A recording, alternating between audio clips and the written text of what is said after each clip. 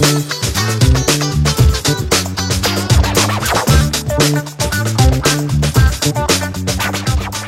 guys, welcome to Unit 17. My name is Dave Hill. And we're going to have a great lesson today because we're going to talk about some of the things that we've been working on for a while now, but we're going to apply them and put them all together and really make this fun for you today.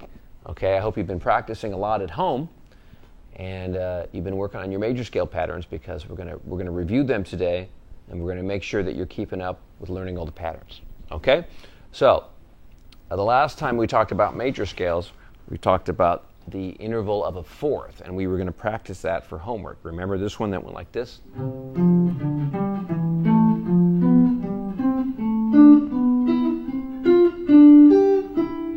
And you were going to continue working on it,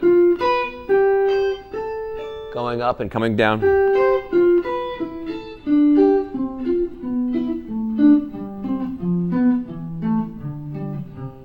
Okay? So we're going to do that for technique today as a warm-up. Let's try it right now. And we'll do it right here. Here we go. 1, 2, 3, 4.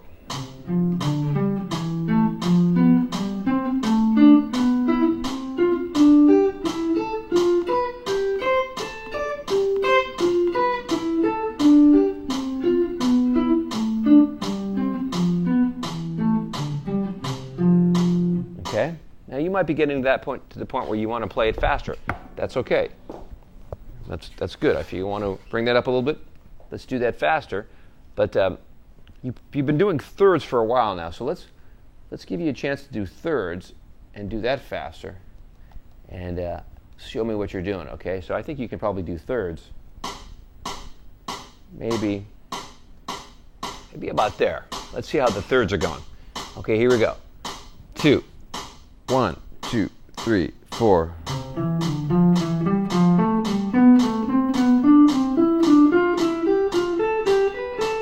Back down.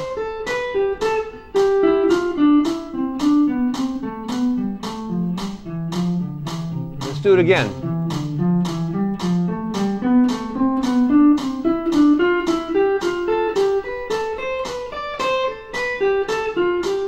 Remember, alternate picking.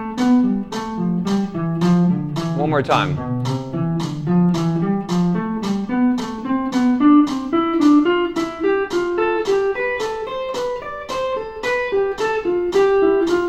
Fingers close to the fingerboard.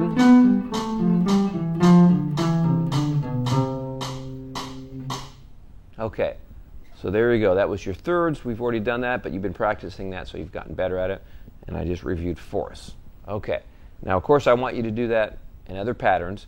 And you should be doing thirds now, maybe in pattern 2 as well, down here. And pattern 2, it would be the exact same notes, but with a different fingering would bring you down here.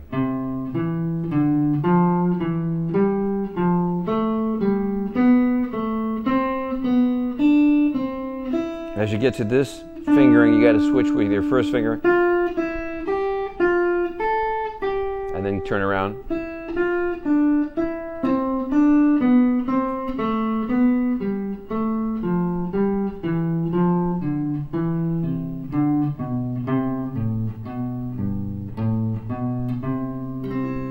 So make sure you work on a new pattern now with the diatonic thirds.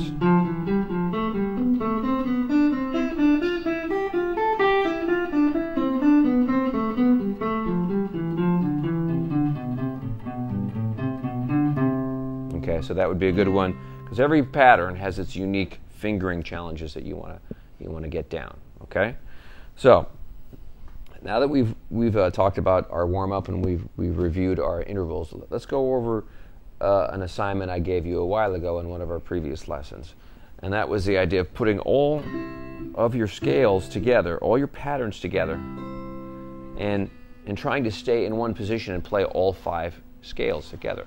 So let's just do that before we go back to the board and play along with my progression. Let's just review all 5 shapes now and see if we can stay in one position and play all 5 shapes. Okay? So check it out. Let's start in C again like we were right here. And actually, you know what? I take that back. Let's put you up here in this C position. Okay? and start off in pattern 4. Pattern 4, as you know, represents these roots in this chord, and here's the whole scale. Here we go. 2, 3, 4.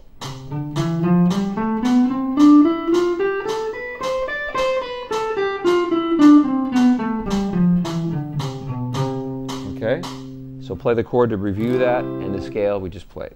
Okay, now, let's say, for example, I wanted to go to another key. I had to play in another key, but I really just wanted to stay in the position that I'm in. Okay, well, let's talk about the key. Let's say it was the key of G. Okay, now I could look down and I could say, well, I could just take this and play G right there, right? I could do that, but I really don't have to do that because I know more than one position of a major scale or more than one fingering of a major scale.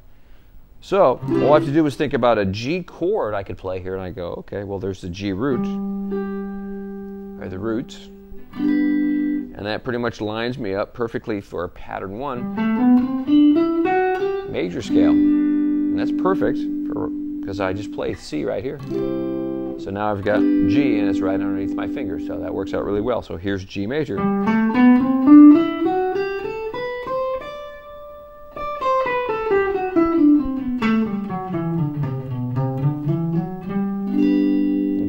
See how great that works out? Perfect G major scale pattern 1 right there. Okay? I'm going to continue this just to see if I can challenge you some more. How about if I said, let's play in the key of D? Could you stay in that same position? Well, let's think about that. If I have roots here of D, yeah, I think I could do it because, check it out, here's my D roots, and here's the scale that would fit right over the top of that. D major, pattern 3.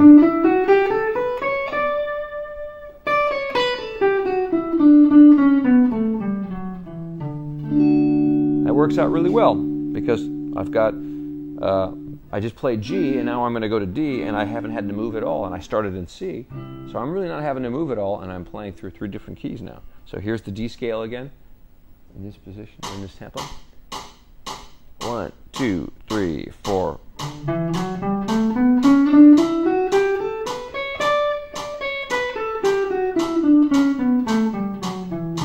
I can pick up the lower notes right there. Okay? So there's our third pattern. That's D major in pattern 3. Okay? Now, if I wanted to go, let's say, to another couple of keys, what would be the next key I think I'm going to play? I bet you can figure it out. I've started in C, I've gone up to G, and I've gone up to D. I bet you're thinking at home you're going to go, Dave's going to go to A.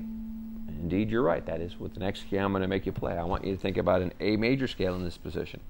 Okay, well, let's find the roots again. There's the roots of A in this position. And how does that line up to a chord we know? Well, we know the best chord to play with those roots would line up to be an A pattern 5 triad right there. And I can also play the C sharp in the bottom. And I get that type of chord. Okay, so what does that mean in terms of my scale? Well, the root is right here.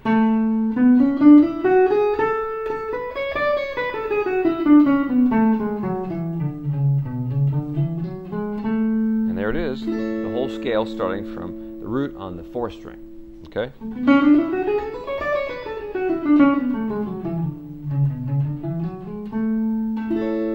Okay, and then finally, one more key that I haven't played, which means there's one more position I haven't played, or pattern, and that is key of E. Okay, and the E is the last key we haven't played that makes us play the last scale pattern we haven't played right here, and that's pattern 2. And that comes from the A shape now up to the E form. Pattern 2, and that's perfect for what we need.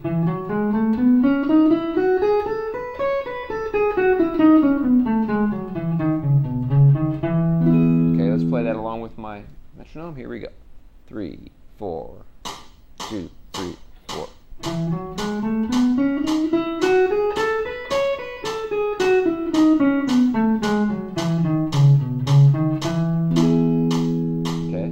That was the scale that I was having you work diatonic thirds into in the key of C a moment ago. Okay?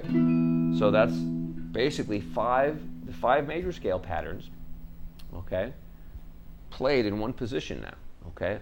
That's really a big deal, because that means if you can do that, and if you can start to practice this on a regular basis, you're going to really start to develop the knowledge of these scale patterns with equal skill. You're not going to learn one or two patterns really well, and you're not and have two or three that you don't know as well. This is going to force you to learn all five of them evenly, so you don't have any places where you don't know what scales to play. That won't ever affect your musicianship, because you'll practice them all evenly, so you'll be strong in all five positions. Okay?